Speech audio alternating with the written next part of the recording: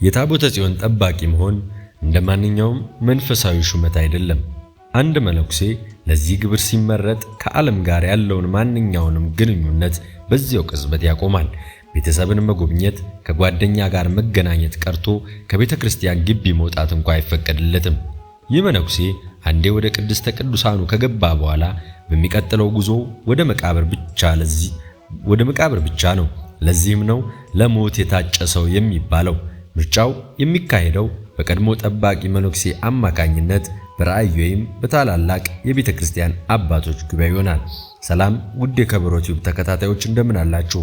ዛሬ ደግሞ እጅግ አስገራሚውና ብዙዎች የማያውቁት የታቦተ ጽዮኗ መገኛ አክሱም ጽዮን የታቦተ ጽዮኑ ጠባቂ መነኩሴ እንዴት ይኖራል የሚለውን እንዲሁም ደግሞ በስተመጨረሻ አንድ አስገራሚ ነገር ይዘን ቀርበናል። ቪዲዮውን እስከ መጨረሻው በማየት አብራችሁን ቆዩ። ለመሆኑ የማይበላው ይህ ጠባቂ መነኩሴ የማይበላውና የማይጠጣው ለምንድን ነው?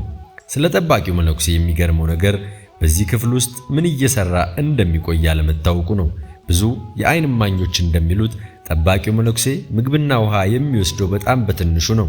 እንዲያውም አንዳንዶቹ ስጋቸው ወደ መንፈሳዊ እየተለወጠ ስለሚሄድ የምግብ ፍላጎታቸው ሙሉ በሙሉ እንደሚጠፋም ይናገራሉ። ሰውነታቸው እጅግ በጣም እየቀለለና ቆዳቸው እየረገበም ይሄዳል። ይህ የሆነው ለምን ይመስላችኋል? ከታቦቱ በሚወጣው ኃይለኛ መለኮታዊ ብርሃን ምክንያት እንደሆነም ይገመታል። ሳይንሳዊ በሆነ መንገድ ብናየው እንኳ አንድ ሰው ለረጅም ጊዜ ብቸኝነትና ከፍተኛ የኃይል ክምችት ባለበት ቦታ ሲቆይ በሰውነቱ የሴል አወቃቀር ላይ ለውጥ ሊመጣ እንደሚችልም ይገመታል። ታዲያ የአክሱም ጽዮን ጠባቂ መነኩሴዎች ዓይናቸውስ ለምን ከጥቂት ዓመታት በኋላ ማየት ያቆማል? አስገራሚው ምስጢር እዚህ ጋር ነው። ብዙዎች የአክሱም ጽዮን ጠባቂዎች ከጥቂት ዓመታት በኋላ ዓይናቸው በሞራ ይሸፈናል። ይህ የሚሆነው ታቦተ ጽዮንን አጥርተው ለማየት በሚሞክሩበት ወቅት በሚመጣው ከፍተኛ የብርሃን ነጸብራቅ እንደሆነ ይነገራል። በብሉይ ኪዳን ዘመን ሊቀ ካህናቱ አሮን ወደ ቅድስተ ቅዱሳን ሲገባ ከነበረው ሁኔታ ጋር ተመሳሳይም ነው። ነገር ግን የሚገርመው ዓይናቸው ቢታወርም እንኳ በዚያ ጨለማ ክፍል ውስጥ ያለ ሰው እርዳታ ታቦቱን እንዴት እንደሚያገለግሉና እንደሚጠብቁ እስካሁን ድረስ ምስጢር ነው። ይህም ጠባቂ የሚመራው በስጋዊ ዓይን ሳይሆን በመንፈሳዊ ዓይን እንደሆነ ትልቅ ማስረጃም ነው። አንድ ጠባቂ መነኩሴ ለሞት ሲቃረብ የሚተካውን አዲስ ጠባቂ ምስጢር ያስተምረዋል።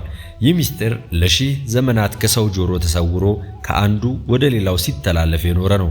እስከ ዛሬ ድረስ አንድም ጠባቂ ምስጢሩን ለዓለም አውጥቶ የተናገረ የለም። የታቦቱን ኃይል መቋቋም ባለመቻላቸው የተነሳ ብዙዎች ጠባቂዎች ዕድሜያቸው ሳይገፋ በወጣትነታቸው እንደሚሞቱም ይነገራል።